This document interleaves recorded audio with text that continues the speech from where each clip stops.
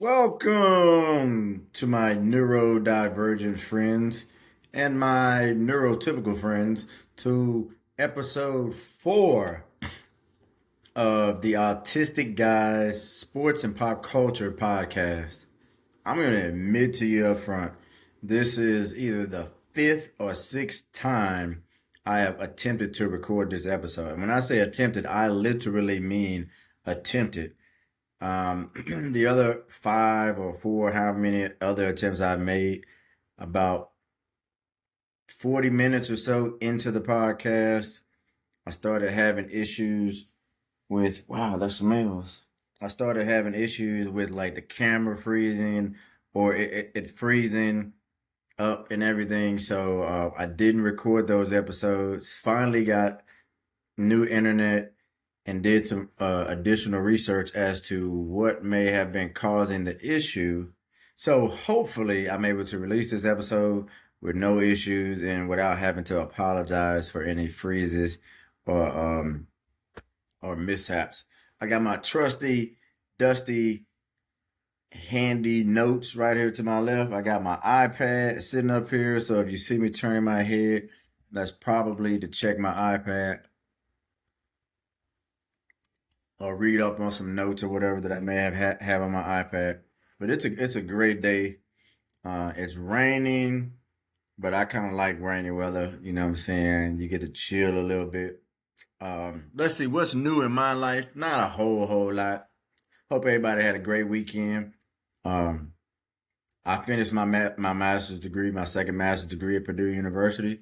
So I officially graduated on the 16th of May. So that was a pretty cool experience, seeing some of the traditions that they have out there for their commencement.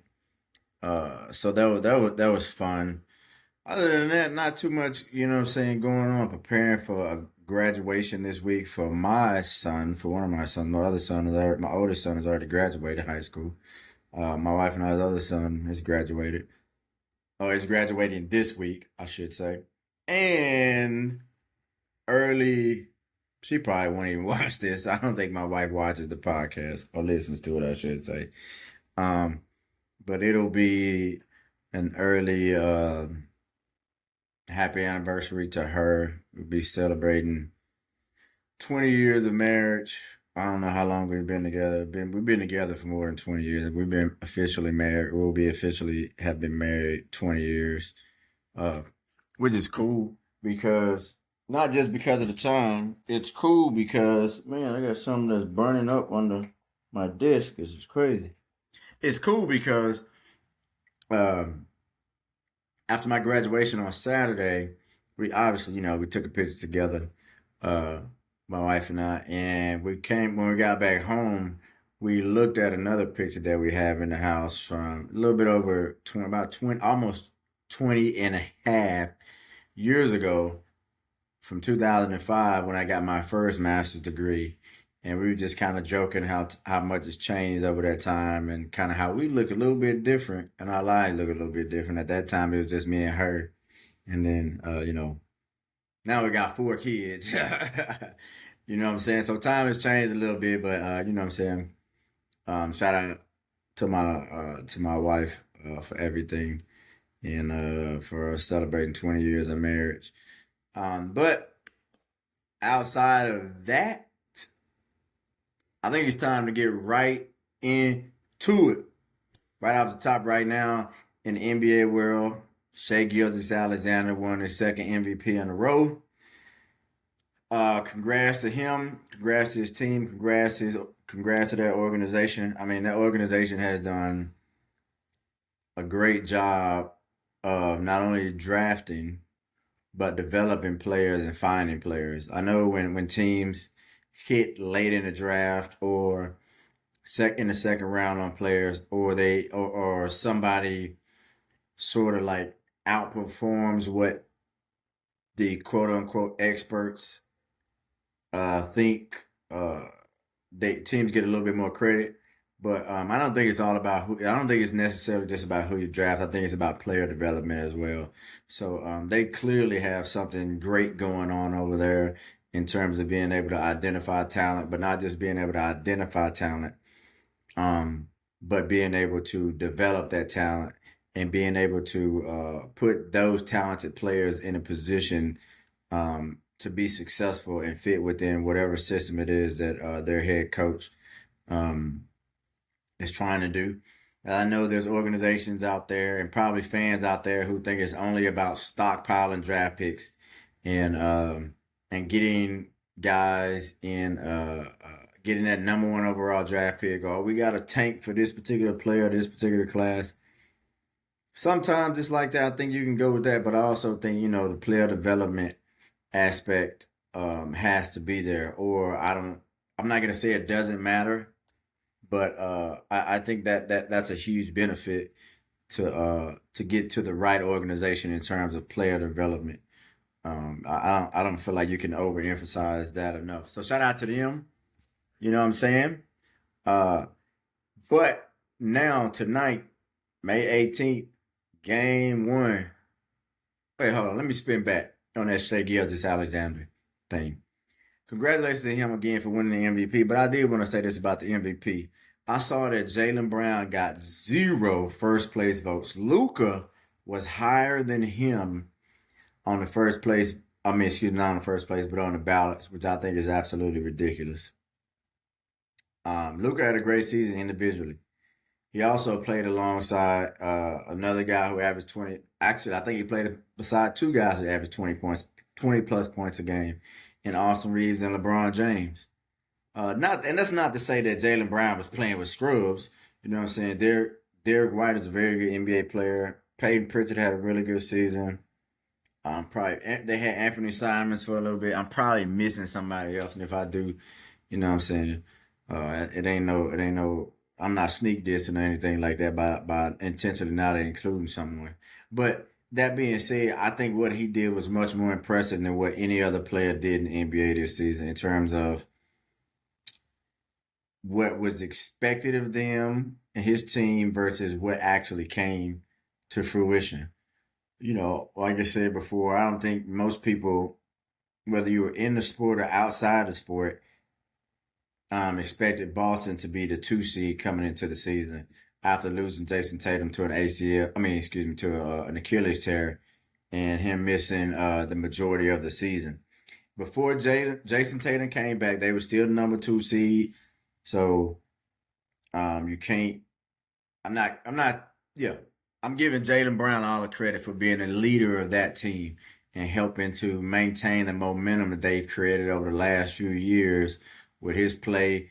And I would assume some sort of leadership that he provided in Jason Tatum's absence. And you also got to give credit to other guys, because other guys obviously had to step up. They lost Drew Holiday, they lost Porzingis, they lost Al Horford. So a lot of important guys left as well, besides just Tatum being injured. So I think he should have been high. I would have picked him as my MVP. He was my MVP. But I definitely think not getting any first place votes is just crazy. But I also think that part of that is created by the current sports news cycle. I don't even think you can say we live in a 24-hour news cycle. It's almost like a minute by minute, essentially, or hour by hour um, news cycle. And I say that because there's, at one point in time you had newspaper writers, you have magazine writers, and you have like sports anchors, the guy like sports center guys, or the guys on your local news, people on your local news talk about sports. Then we had the proliferation of the debate shows. The day it used to be like once a day or here and there, once a week for a short. Then they once a week for a short time period, or once a day for a short time period on specific shows. Then it morphed into they're almost a backbone of sports television outside of the actual live broadcast of sporting events. You can make an argument that the sports talk debate shows are the backbone of sports right now. And so, a branch off of that has been a lot of these guys and gals have their own podcasts, right? So not only are they talking about it on TV, potentially writing about it for a website or a newspaper, but now they're talking about it depending on how, some of these folks are releasing podcasts multiple days a week. Some are just releasing one. But anyways, there's content. You have to create content. So there's more discussion on these things outside of when the season is happening. And to me, the effect that has had has been, as you can see, or excuse me, in my opinion, is Jaylen Brown is suffering from that, the effects or the results of that, because I feel like because they have so much content to create and so much time to fill now, that they come into the season, a lot of voters, in my opinion, have nothing to base this on besides listening to different podcasts and listening to different content from people who say they have a vote. And they come into the season and they have a ranking already. Oh, well, these three guys are the top. Usually probably coming into the season, I think my memory is correct. For the most part, there's some version of Giannis, SGA, uh, and Jokic. And then, there's last few years there's been the proverbial, well, Embiid will be up there, but will he play enough games? And then you can almost always throw in Luka since he's been not on Luka, we'll throw him in there. But there's this list that's already created. And so if you're not in that conversation, again, this is just my opinion. If you're not in that conversation going into the season, it's really, really difficult to get into that conversation to the point to where you can get to the top. Like you almost have to be like have like an absurd, like historical type of season, it seems like, to get to the top. Otherwise, and this is not to discredit SGA, this has nothing to do with him. This is just my opinion of how the award has changed. But anyways, they come into the season with this list, and so as they go through the season, if you go to these different content creators that vote, or an analyst, whatever you want to call them, that have votes, and you'll see they'll come out with a preseason list, or they'll be commenting on lists throughout the summer, or as the season starts, the training camp starts, and they'll be commenting on other lists and people who will be in the MVP race. And then as you see the season goes, it kind of generally sticks to that list, right? They don't really allow, I'm not gonna say allow, but it's really, really hard to get on that list basically. So I think it's had a negative impact in that way, because it's like certain guys come in and they're already at the top. And if you come in and you have a similar type of season as you did last year, and your team performs in a similar way, you're gonna have the same amount. Excuse me, you'll stay in the race. Versus a guy like Jaylen Brown was probably nowhere on the radar, but he gets no credit for probably a lot of these same talking heads saying, hey, the Celtics are going to be terrible this year. They lost all these people to free agency trades or whatever, however they left the organization. Jason Tatum is going to miss. At the beginning of the season, I think the most people kind of expected him to miss all of the season. So his name wasn't in the conversation. But then he played so well and the team played so well, it still didn't elevate him into the conversation because he was never on that list to begin with, right? So it's hard for guys that on that list to kind of push their way up in there, regardless of um, how well they may perform, which is sad, because I think performances like that should be rewarded instead of just like the same guys. Oh, we had this list at the beginning of the season. You know, like I mean, I'm not hating on Wimby, but Wimby being third over Jaylen Brown is crazy to me. I know the Spurs made a huge flip this year, right? But for the most part, the Spurs had consistency in their roster, consistency in their coaching. They did bring in Dylan Harper, I think he was a top two pick. I think it was his first year. Yes, it was his first year. So another top two pick, right? They get a full season of De'Aaron Fox and Wimby together, right? And all those other guys improved, right? And so, but Wimby, because his name was already up there, it's easier for him to get pushed into that MVP voting conversation than it is for Jaylen Brown, who lost way more. And yes, had a huge roster turnover. Same coaching staff, but tremendous roster turnover. Lost the second best player for the overwhelming majority of the season, which did not happen to San Antonio. And uh, uh yeah, and he still wasn't in the conversation. But I don't want to. I don't beat that dead horse enough. It's dead. Anyway, Jaylen Brown should have been the MVP.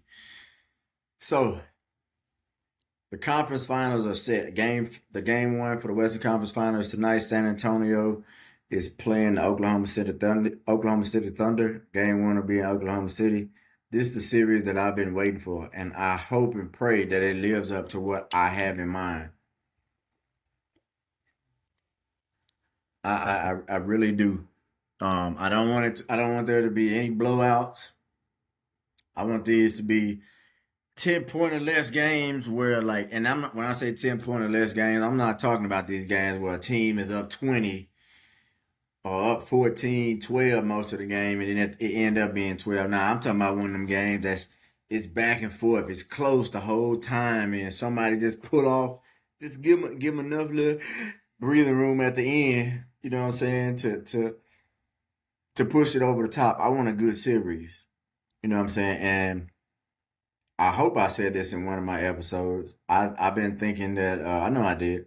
This was coming from the beginning of the playoffs. I thought San Antonio and Oklahoma City were headed for a clash. On another podcast that I do from time to time, I think I said on that podcast. If not, I said it in that group chat that I felt like San Antonio, excuse me, was probably best crafted in terms of their roster to be able to compete with OKC. Now the Knicks might have an argument against that because the Knicks been playing some dadgum good ball in these the last 4 games and last probably 5 or 6 games. They've been playing really really well, shooting the ball really really well. So they might have something to say about that. But just in terms of overall roster construction, I think San Antonio is the best matchup uh, uh, for Oklahoma City in terms of dethroning them. There's some things that I'm looking forward to in terms of like coaching to see how things are used. Like for example, who does Wemby guard? Right? Does Wemby guard Isaiah Hardenstein? I think that's how you pronounce his name. Um, and Wemby can roam a little bit on defense, right? But Hardenstein is a very good offensive rebounder, and unlike Rudy Gobert, who is a uh, we'll just say not a very good offensive player. Hartenstein is pretty solid, meaning like if you go double shade or you help off of Hartenstein, Hartenstein can absolutely catch the ball. He loves to catch that ball around that free throw line or in between that free throw line and the dotted line, the restricted area, and what I'm saying, do his little floater. Very very efficient with that. You know what I mean? Very, very efficient with that. And the other Williams kid that they bring off the bench, he's a pretty good athlete. And he can do some things offensively as well. So I'm interested to see who Wemby guards and how does he guard that. Do we get the matchup that probably a lot of, if you're a sports guy, you probably want to see Chet Holmgren versus Wemby. Wemby's a little bit taller. I believe Wemby's 7'4". I might be wrong. Maybe it's 7'3". And I think Chet Holmgren is 7'1". They both are built fairly the same. Um, but that's a matchup a lot of people want to see, at least from my perspective. But if you put Wemby on Chet Holmgren, that's gonna change up a lot on how he's able to defend. He's not able to help as much and provide as much rim protection because Chet Holmgren is a really good 3-point shooter. He's a good offensive player as well. Um, so I'm really curious to see how the Spurs use Wemby defensively and who he's guarding. I'm also curious to see how the Spurs guard SGA. I think Steven Castle is on his way to being one of the best guard defenders, wing defenders in the league. He's got really good size. He's a really good athlete. From the outside looking in, just watching him on TV, it looks like he's physically strong, doesn't mind being physical. Um, so I'm curious if they'll have him play SGA straight up, or they'll double, or they'll let somebody else start off on him. I think Castle will definitely spend some time on him. Now, the thing that, every coach would have to consider is, do you put Castle on him on SGA full time, potentially at the expense of his offense? I mean, he has to use so much of his energy trying to guard SGA, um, that he's not able to use as much, exert himself as much offensively. So that'll be interesting, to see who is SGA's primary defender the entire game, and kind of what shots San Antonio wants to force or try to force. I'm saying try because the dude is a two-time MVP, so he clearly knows how to get to the spots he wants to get to. And what shots San Antonio tries to force SGA into take it. What are they willing to give up? You know what I mean? Is Wemby going to be able to help as much at the rim? I mean, he probably going to help as much as he possibly can because instincts are instincts. You know what I mean? But sometimes as a coach, you try to like change things a little bit if you need to, based on, hey, they're killing us on the offensive rebound, or the guy that you're guarding against, uh, the guy that you're guarding, that your shot blocker is guarding. Um, that may change some things, as well. So that's kind of what I'm looking for on the Spurs side defensively. For for San Antonio, I mean for Oklahoma City, I'm curious to see who Lou Dort is guarding. Is he going to guard De'Aaron Fox, or is he going to guard Wemby? There's some talk that he's going to guard. There's a lot of times when you have really, really big, tall guys who aren't like incredibly physical, that aren't just going to punish a smaller guy in the post. Um, a lot of times what you can get away with defensively is a shorter guy that's very, very strong and very, very aggressive. If you go back to when Dirk played with the Mavericks, a lot of times that's what you would see. That's what other teams would match up against Dirk. Now Dirk is a Hall of Fame NBA player, so I mean, take your lick as to what you think the version of success is. But I suspect you'll see Lou Dort guard him some. I suspect you'll see Holmgren guard him a little bit. Probably some Hardenstein, and they'll probably try to be physical with him. But it's going to be interesting. I'm looking forward to watching as much as I can of game one, because the NBA got the game coming on so daggone late. I don't know if I'm gonna see the whole game. I might have to record it and watch it. But I'm interested to see game one, and check out the strategy, and hopefully be able to come back and break down some of the strategy that I see. And after seeing who wins game one, some potential uh, some potential changes. Because they're both very the biggest advantage I think that this is why I give OKC the advantage in this series, because I think OKC has more consistent tools that the coach can use. Not that San Antonio is not there, they're not good enough, but I just think Oklahoma City has more tools that are consistent. And so I think that's why Oklahoma City gets the edge over over San Antonio. And I also think that, it helps when as a team you have a defined go-to guy. Like we know going down the stretch, if it's close, the ball going to Shea. Jalen Williams to get it sometime, but it's going to Shea. But at San Antonio, it's like, okay, Wimby's sometimes he could be out of this world, 25, 35 plus 30 plus points, and sometimes he might have a 12-point game. Or do you go with the guy who's more proven, who's been the NBA clutch player of the year in the past, and De'Aaron Fox? If that was a little bit more settled, then I'd be a little bit more comfortable with picking San Antonio. And I think their outside shooting is not as will will not be as consistent as it needs to be. when you have a team that is, pretty close to being on par with you athletically and in terms of being able to get to the rim and things like that. So I got OKC in 6. Maybe it could go to 7, but I do think San Antonio will get a couple games. I would be very surprised if uh, if Oklahoma City, if San Antonio wins more than 2 games in this series. I'd be very surprised.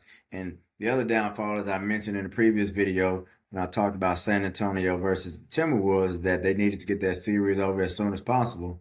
Now look at what's happened. I mentioned that the longer that series went, the more time they give Jalen Williams to get healthy. Now, from the reports and stuff in the media that I'm reading, he's healthy and ready to go, which obviously is an advantage for Oklahoma City.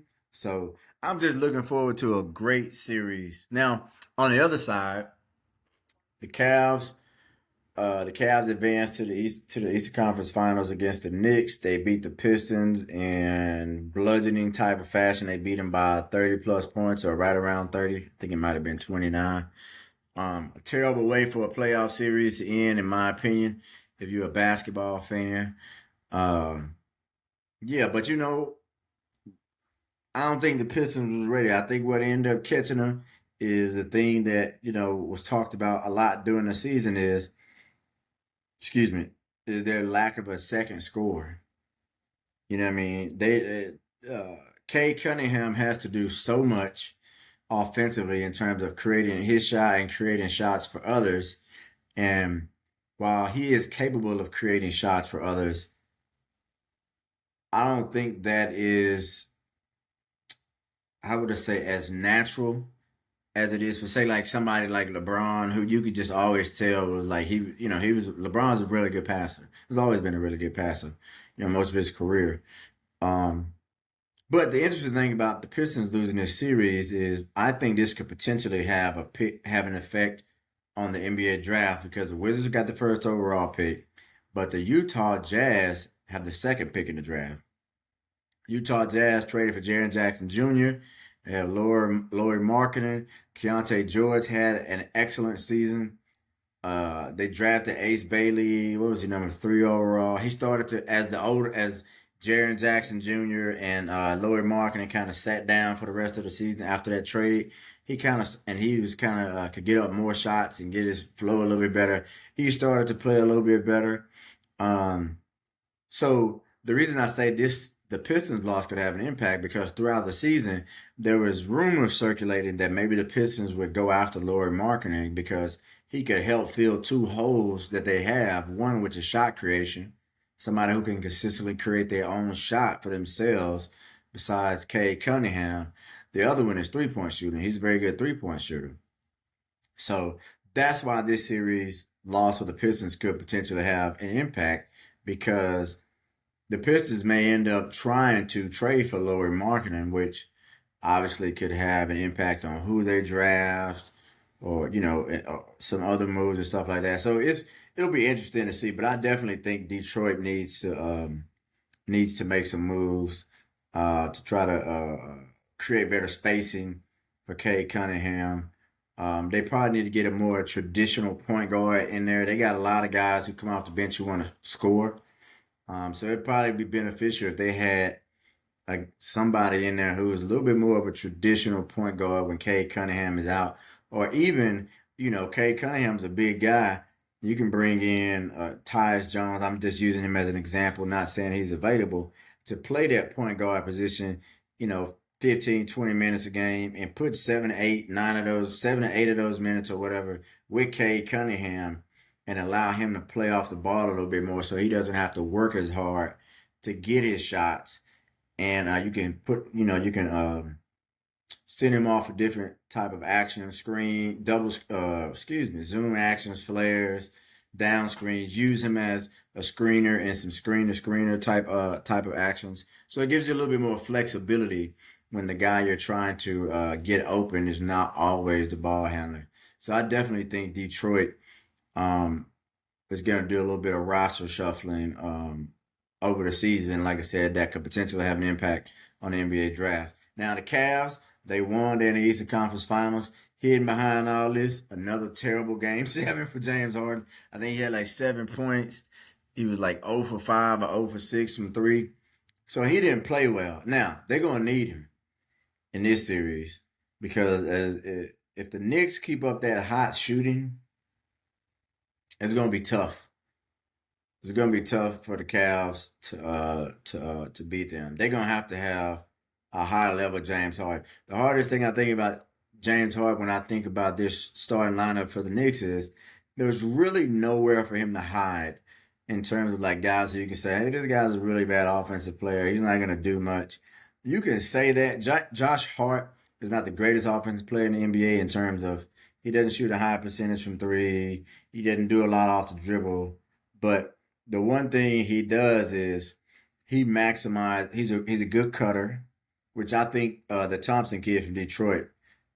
Back to the Detroit real quick. Two things he needs to work on. He needs to work on shooting this summer, and he needs to work on being a better cutter. He's a great athlete, but he is a terrible offensive player in NBA terms.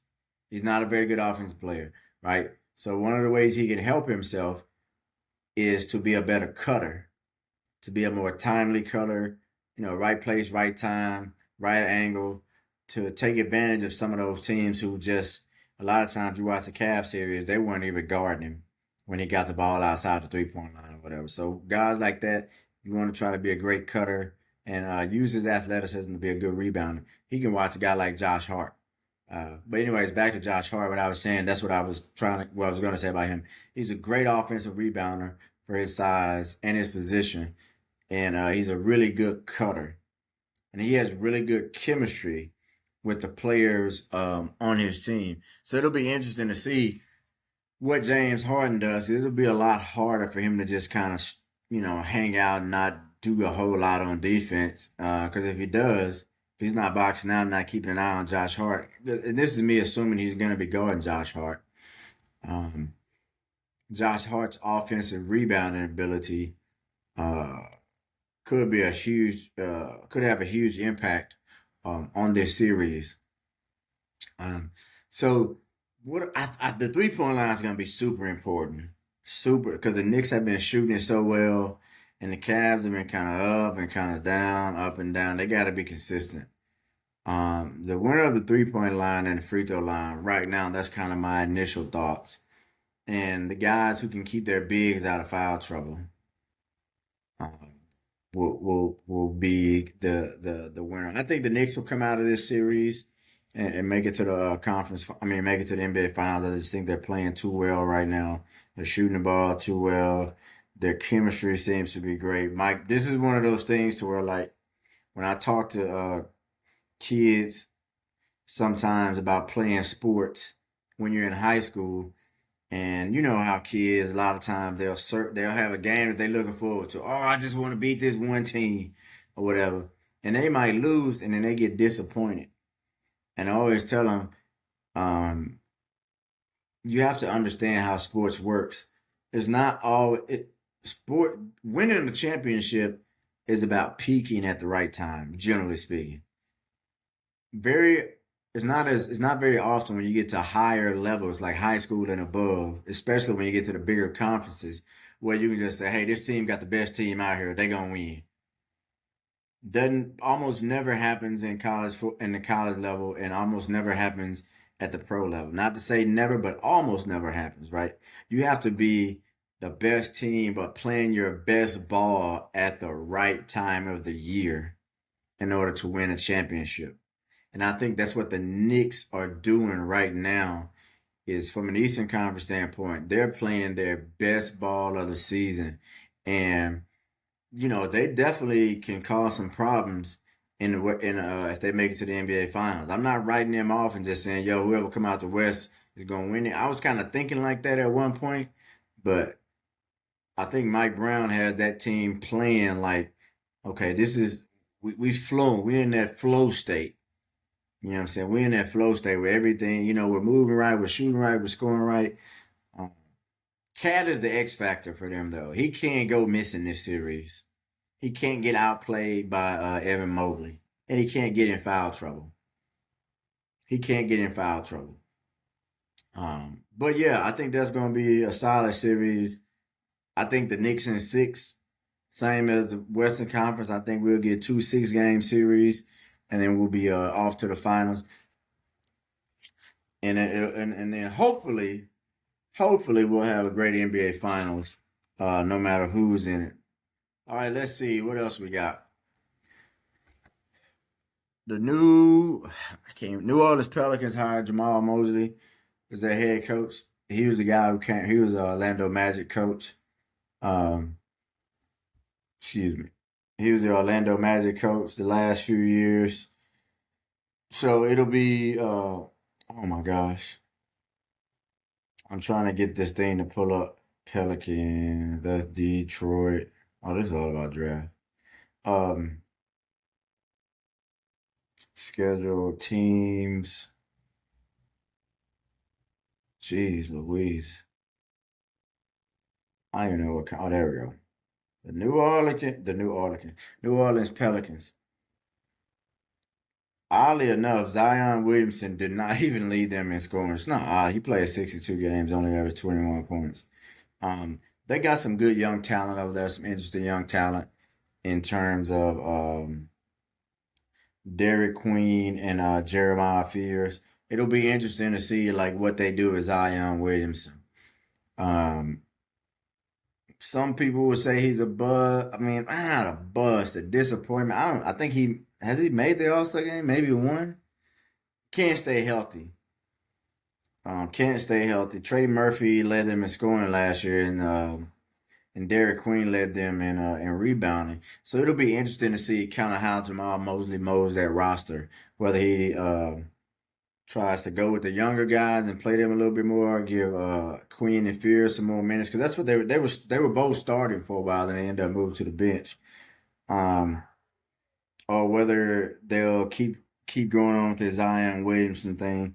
I don't know where they're at in the draft, but I think it's probably time for them to move on from Zion Williamson if they can get something to him, get something for him, some decent picks for him and decent players and turn it over to these young guys and kind of let uh, Jamal Mosley go with that young crew. What I suspect will happen is they'll probably monitor it for a little bit, see if they, for summer with Jamal Mosley and, maybe 15, 20 games or so into the season, see how it's going and see how he's progressing under a new coach, a new system, and things like that. And if they see the necessary, like, okay, this is the Zion we thought we were drafting, and I think they'll keep him. If they don't, if he still is kind of meandering around either with the injury thing or, the same level of production that he had this past season, which was 21 points, 5 rebounds, 3 assists a game. I think the Pelicans will ultimately try to move on from him and maybe go into a little bit more of a rebuild mode and build around their young guys. Now let's see. I got one more story that I wanted to touch on. And now this was a little personal in nature to me. My beloved Texas Tech Red Raiders. And I'm saying beloved because I graduated from Texas Tech in 2004. So I am alumni. So, NIL has been a big deal since it came about at the college level. And our team did great this past season in terms of football, made it to the college football playoffs, lost in the second round after being a top 4 seed. But anyways, they spent a lot of money in the offseason. And one of them was they spent $5 million, reportedly $5 million to get what somebody considered to be the best quarterback available in the transfer portal, which was Brendan Sorsby from the University of Cincinnati. Now, a month or so ago, roughly, might have been a little bit longer than that, report came out that, hey, Sorsby is checking himself into what do they call it? Uh, I'm sorry, he didn't check it. He has sought treatment for gambling addiction, right? So that's the story. That's where we're at. Now, he's filed an injunction against the NCAA on Monday seeking his college eligibility for the 2026 college football season. The filing cites the NCAA's deeply hypocritical position on gambling and a wholesale abandonment of its obligations and duties to promote the well-being of Sorby. The NCAA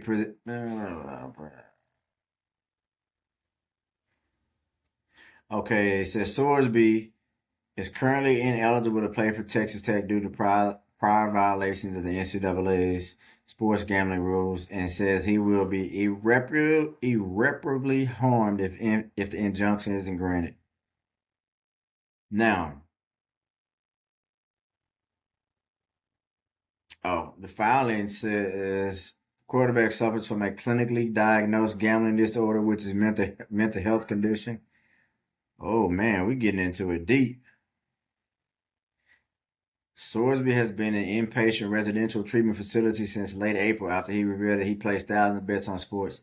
If I cannot practice with the team, it will be severely detrimental to my mental health and my development as an athlete.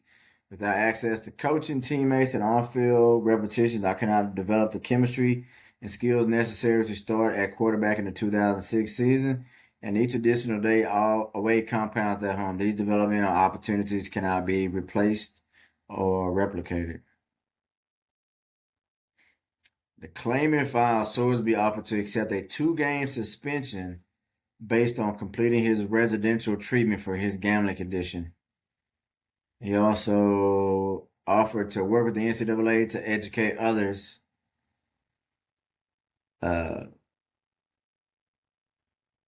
on the dangers of gambling. Ooh, man, boy, that's a lot.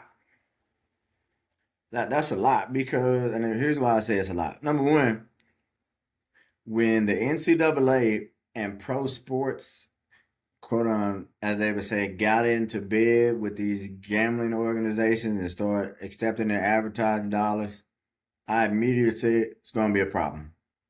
It's going to cause a problem. Not because of Sorby specifically, but you're going to have somebody who gambles and says, well, how can you accept money for them, but then say, I can't gamble? And I'm not picking a side one way or the other. I just could see this coming a mile away. I could just see this coming a mile away. You know what I'm saying? It was pretty easy to see.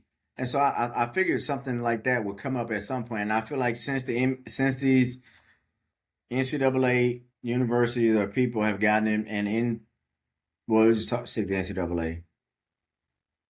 Well, since they have gotten in bed with these gambling organizations, you have seen an uptick, anyways, in issues related to players and gambling on whatever, and gambling on sports, right? And me personally, I don't have any. I have absolutely no documentation, no statistics, no anything to back up what I'm about to say, but I think it's a direct I think there's a correlation.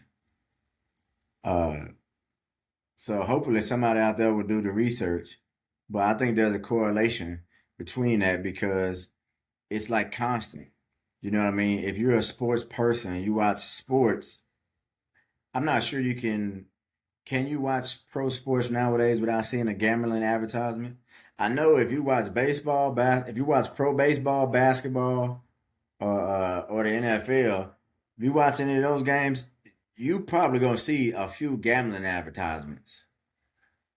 Even on the college, I can't remember as much about college basketball, but I'm pretty sure you see it during college basketball and college football as well. I didn't know. I was watching college softball over the weekend.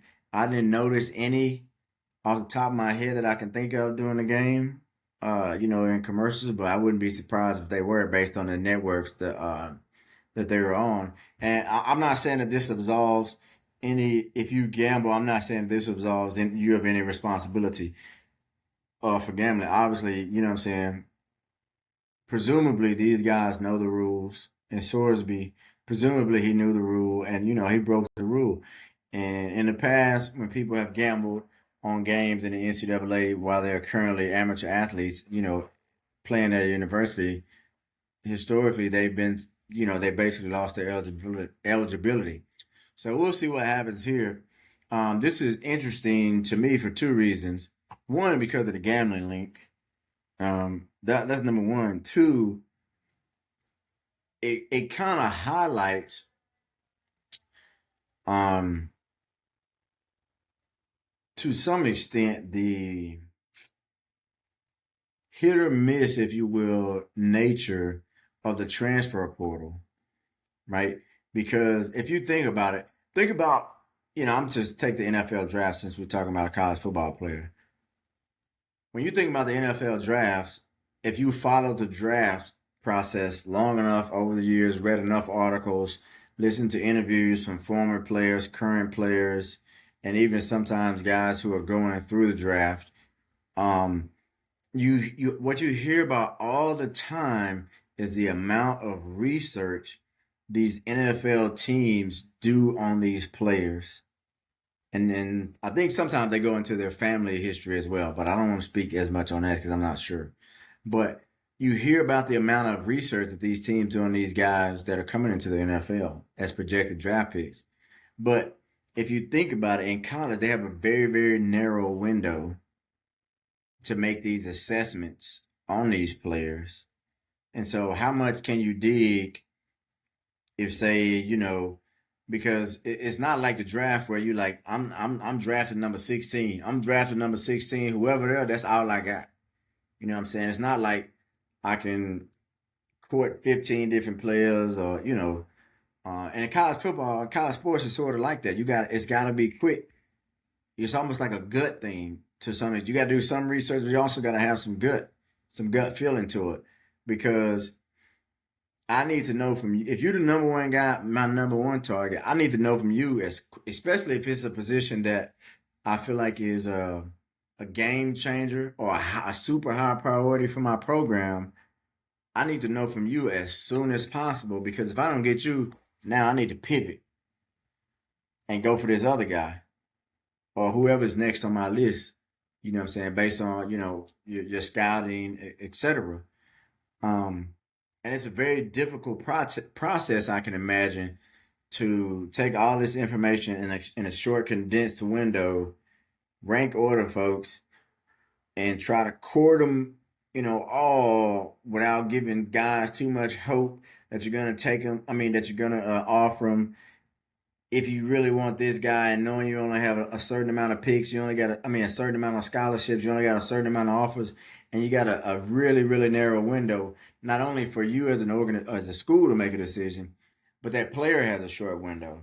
It's not like high school where you can sign in February and then practice don't, you know what I'm saying, you don't hit campus until June, July, or maybe even August, depending on, you know what I'm saying, whether you start early or however things works out. You know what I'm saying? You a guy getting the transfer portal, he may sign and then boom, he already off to the new school. As my understanding, Sorby went into the portal whenever the portal opened, and he was already at Texas Tech. You know what I'm saying? Before he went into this rehab, he was already at Texas Tech, so he didn't even finish the spring semester at Cincinnati before he enrolled at Texas Tech. So it's very very quick. That's kind of part of the dangers, if you will, of college sports. You know what I'm saying? Of their short transfer window, especially when you talk about money. I think it'd be a very different conversation if there weren't millions of dollars involved. Because my memory is correct. Uh, it was 5 million that he was reported to have been paid to come to Texas Tech and be the presumably be the starting quarterback. Now, another interesting thing is he's trying to have this hearing. He wants them to have this hearing on this before the deadline for the NFL supplemental draft, which presumably, obviously, if he doesn't win this, my guess is he'll fold up his tent and he'll put his name up for the supplemental draft in hopes of being selected by some team in the NFL draft. In a supplemental NFL draft, thereby not ending his college football. I mean, thereby ending his college football career, but not ending his professional career. Man, that was pretty good. That's a good amount of sports talk. Um, I don't think I have. I'm checking my list and checking it twice. But they say the Super Bowl coming to Nashville. Reported to being hosted by Super Nashville to host Super Bowl in 2030 is what they is what's being reported. That'd be a cool place. Don't sleep on Nashville. I know it ain't. They gonna say it ain't Miami, it ain't L.A. Man, Nashville got a pretty dope downtown area. It's a pretty cool place. You know what I'm saying? You might go out there and enjoy yourself. So before I get out of here, I want to switch topics real quick. I want to switch over to pop culture. This is the first time I can think of that I ever talked about anything pop culture. Dr. Cheyenne Bryant. I'm trying to make this as quick as I can. Well, maybe not. Dr. Cheyenne Bryant. Don't know if y'all have heard of her. She came across my line of sight when she did this interview with Cam Newton on Cam Newton's podcast. Or I don't know. He's got a couple different things going on, but one of them. And that's what she came across my peripheral. I don't follow her on social media. Don't know much of anything about her really. Um, so uh, I guess I was shucks.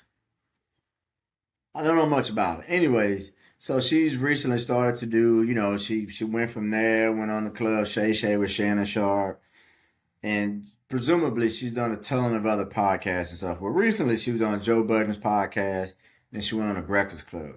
And this is where it came back across. She came back into my preview on the Breakfast Club because apparently there is some questioning right now of whether she is actually a doctor or not. Now, if you go to her profile on Instagram, she passes herself off as a psychology expert and a lifestyle guru. And her Instagram thing doesn't say anything about a therapist. But there's enough YouTube videos out there of people who have pulled clips of her from whether she has articles written about her or where she actually did interviews where she actually referred to herself as a therapist. And so this is where this is where the consternation is. Words matter.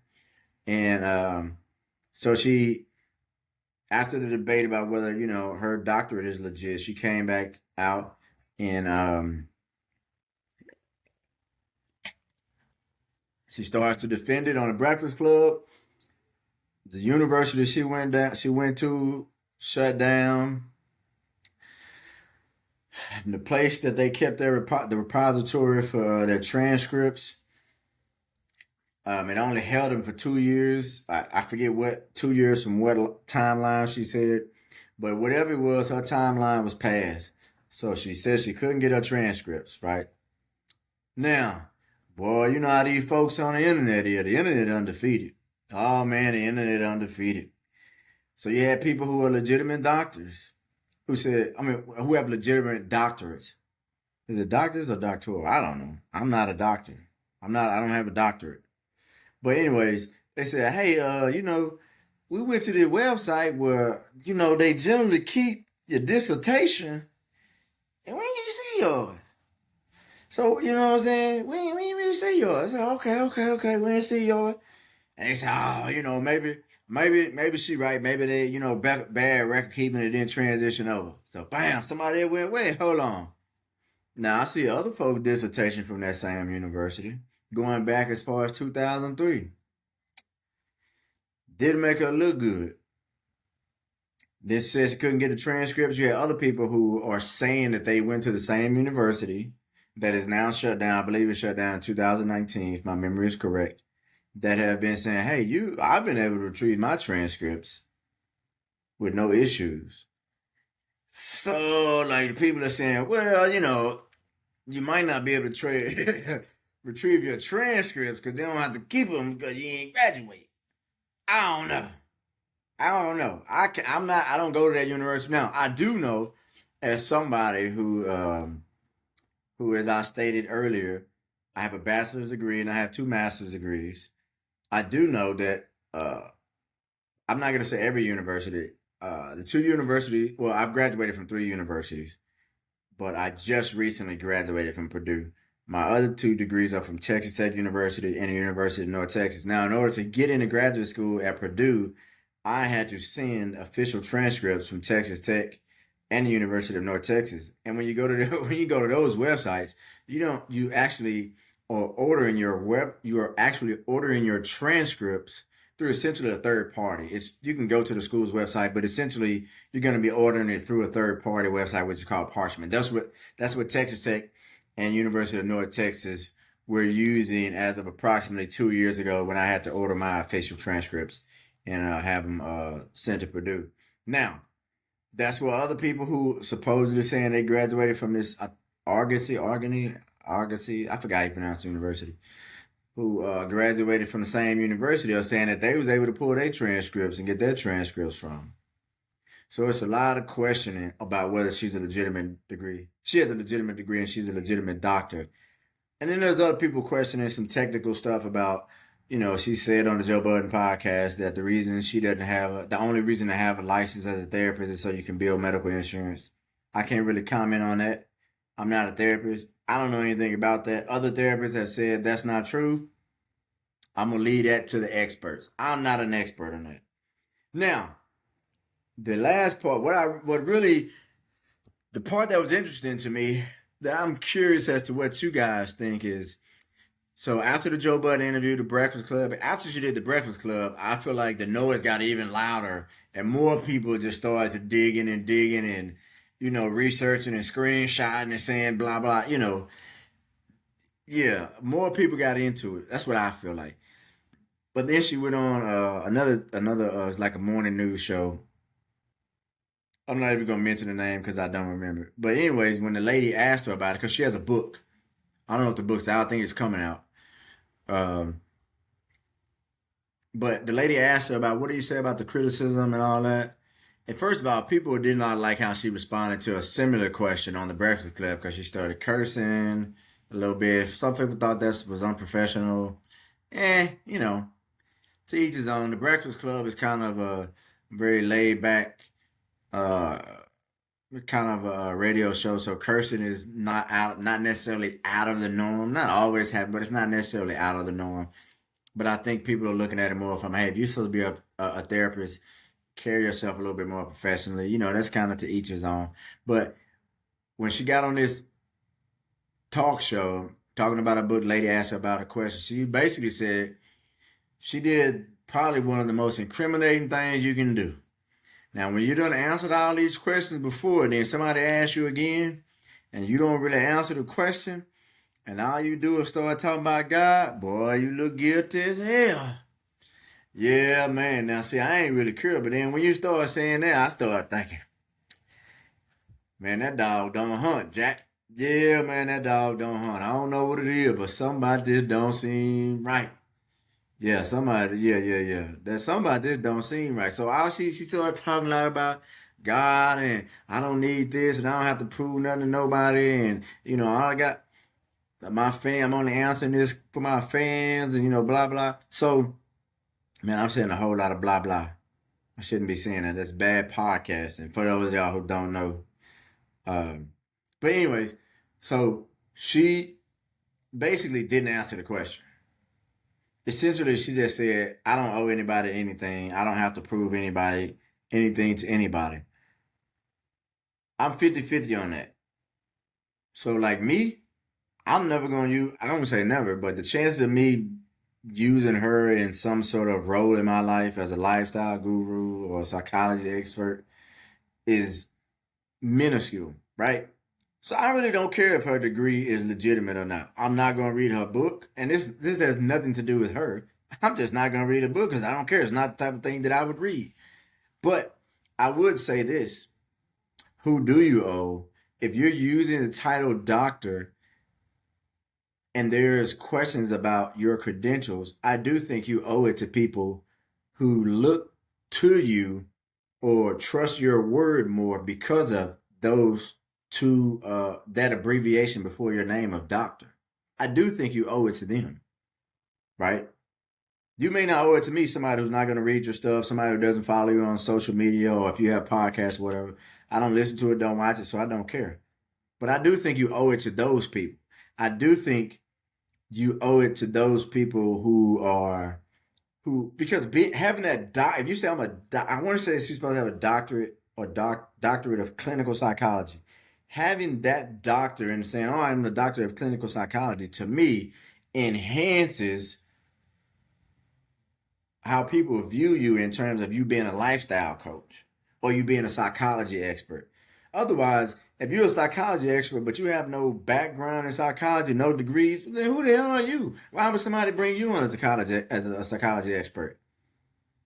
Right? As somebody said, you couldn't testify in court if you don't have the degrees or anything to back it up. He said you might well be one of them dudes on Grey's Anatomy. You just play a doctor on TV. So I do think you owe it to those people to provide some sort of clarification. And you know, I'm gonna tell you something. Yeah, hey man, this how easy as it could be. It be this easy. Well, you can't even read that, can you? Yeah, you can read. See that right there? Yeah, man. Well, you can tell they've been in my house for a long. Look how wrinkled it is. What year is that? It don't say the year on there, do it? It says somewhere. Oh yeah, the year down there. You can't see. You could just and you. The camera's so blurry. Yeah, yeah, yeah. See, right there, bam. You can just do that right there, and then man, you can't see that, can you? Come on, let me try to. Oh, see, you can even see my name and everything. You know what I'm saying?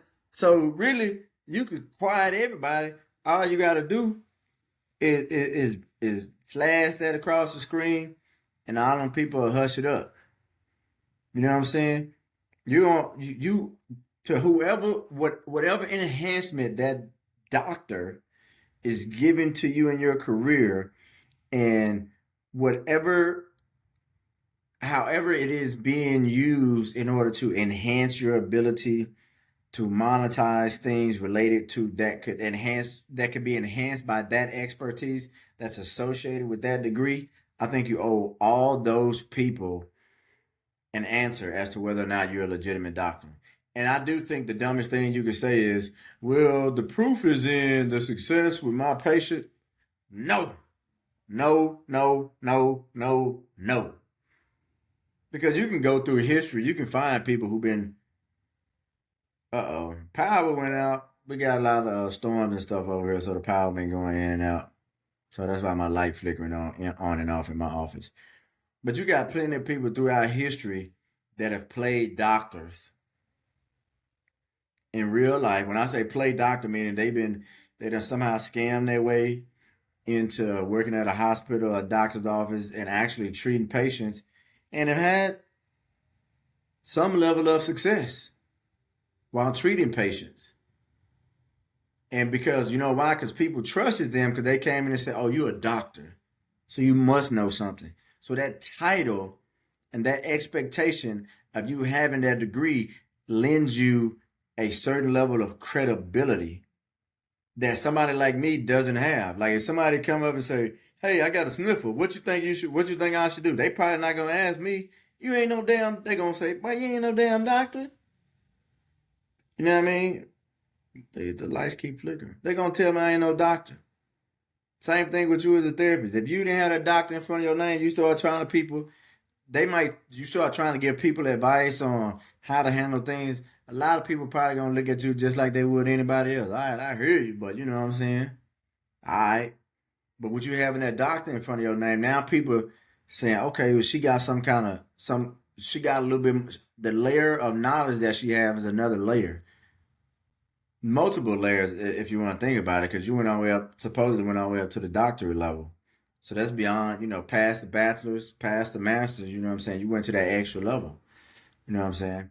And the people that you are treating deserve, I don't care if you saying you're a lifestyle coach, that's cool. I'm not knocking it. But if you're going to continue to use that doctor and point it to psychology, the people that you are using that is help, that is the people that doctor label is uh that you're using, that they're saying that they're using that to say, oh, I'm getting a lifestyle guru that's a doctor, those people need to know. They absolutely deserve to know. Because I would be pissed off if a doctor was treating me and I went in there and they said, oh, by the way, so and so is not a real doctor. I'd be like, oh, hell no. I'm suing everybody. I'm suing everybody.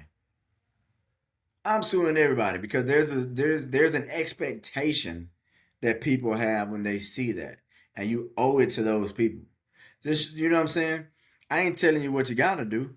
I'm just telling you what might get these people off your back. And this is gonna be my last point on this. Then I'm gonna shut it down for the night on this. The saddest part, in my opinion, of this is that I suspect, have no proof, and I hope this is not the case. I suspect this young lady is just using this as an opportunity for promotion. I suspect that. Because if you've been around the world, if you've been on Earth long enough, you know that when you have times like these that come up from popular people, and I assume she's pretty popular because I looked over the weekend and I think she had like 3.9 million Instagram followers. So she's pretty popular. You should know that there's going to be a certain amount of people within the segment of her fan base. There's going to be a certain amount of people that's going to ride with her no matter what. So she going to have those people that's going to stay, and she going to gain fans. She going to gain fans because you're going to people say they just hating on you because you're a woman. They just hating on you because you black.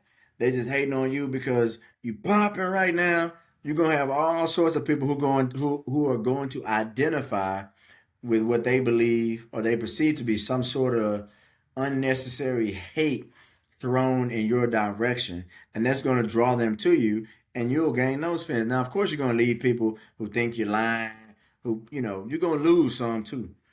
And then she got the book coming. So is this all just like, is she not showing her degrees or showing people that, hey, this is where you can find my dissertation. Um, Here's a picture of my degree. Is she not showing that intentionally because she's cool with the publicity and she'd rather take what comes with the negative? You know that in show business they have this saying that all publicity is good publicity.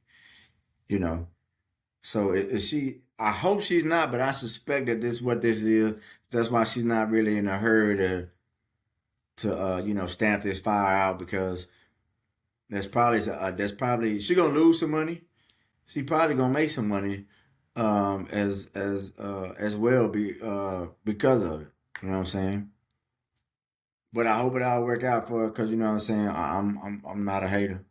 But anyways, thank y'all for tuning in. I'm super excited.